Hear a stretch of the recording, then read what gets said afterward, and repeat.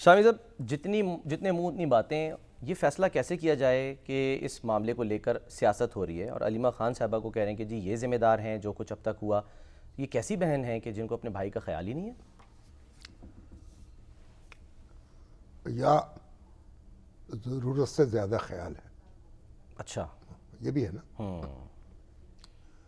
یعنی ایک تو آپ یہ بھی کہہ سکتے ہیں کہ خیال نہیں ہے، دوسرا یہ کہ یہ بھی ہے کہ وہ سمجھ رہی ہیں کہ یہ جو پریشر بڑھ رہا ہے اور اس پہ آسانی پیدا ہو سکتی ہے، تو یہ پریشر جو ہے کم نہیں ہونا چاہیے۔ اچھا، تو یہ تو سیاست ہوگی نا پھر شامی صاحب؟ ہاں، تو اب سیاست بھی کہہ سکتے ہیں اور خواہش بھی کہہ سکتے ہیں اور محبت بھی کہہ سکتے ہیں۔ اچھا، بھائی سے محبت جو ہے وہ ایک اس طرح سوچنے کو مجبور کر رہی ہو۔ تو بھائی سے محبت تو شامی صاحب یہ ہونی چاہیے کہ ان کے مسائل پھر کم ہو بانی پی ٹی آئی کے؟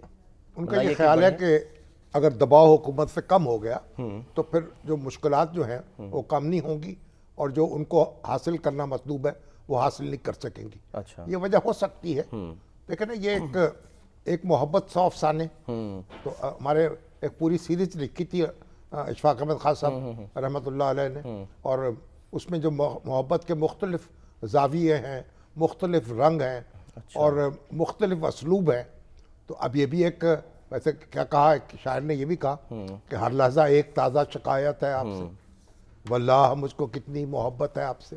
تو ایک محبت کا یہ بھی اسلوب ہے۔ اچھا، تو اب یہ محبت ہے کہ بھئی اگر یہ موقع ملا ہے کہ حکومت پر دباؤ بڑھ سکتا ہے اور حکومت جو ہے وہ بیک فٹ میں جا سکتی ہے، تو وہ دباؤ جو ہے کم نہ ہونے پائے، اس کو بڑھایا جائے۔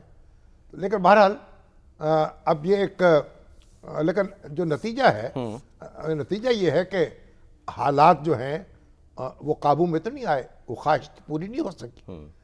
آپ نے دیکھا کہ میں تو یہ سمجھا تھا کہ کل جب یہ ڈاکٹرز جو تھے دو، ان کی رپورٹ آ گئی، ہاں جی، تو میں نے کہا کہ بھئی آپ اللہ کا شکر ادا کریں، ان کی بینائی درست ہے، ان کی آنکھ جو ہے جس کی بینائی متاثر ہوئی تھی وہ بحال ہو رہی ہے۔ میں سمجھ رہا تھا کہ سب لوگ اللہ کا شکر ادا کریں گے اور یہ معاملہ جو ہے ٹھپ ہو جائے گا۔ اچھا، اب اگر ایسا ہوا نہیں، ابھی وہ بات چیت جاری ہے، کوئی کچھ کہہ رہا ہے، کوئی کچھ کہہ رہا ہے۔ یقین کے شامی صاحب کہتے ہیں نا 3 درجات ہوتے ہیں، علم الیقین، عین الیقین، حق الیقین۔ تو وہ علم الیقین پر اعتبار نہیں کر رہے کہ جی ہمیں دلیل سے نہیں ثابت کریں، ہمیں مشاہدے سے ہم دیکھیں مطلب گے۔ یہ کہ بات سمجھ میں آ نہیں رہی، کیونکہ اب محسن نقوی صاحب نے بھی پریس کانفرنس کی ہے۔ اب محسن نقوی صاحب کے تو لیے جناب علی امین گنڈا پور بھی کھڑے ہو گئے، تعریفی کلمات ادا کر رہے ہیں وہ تو۔ جناب بڑے مخلص ہیں، عمران خان صاحب کو رہا کروانا چاہتے تھے، ان کے لیے آسانی فراہم کرنا چاہتے تھے۔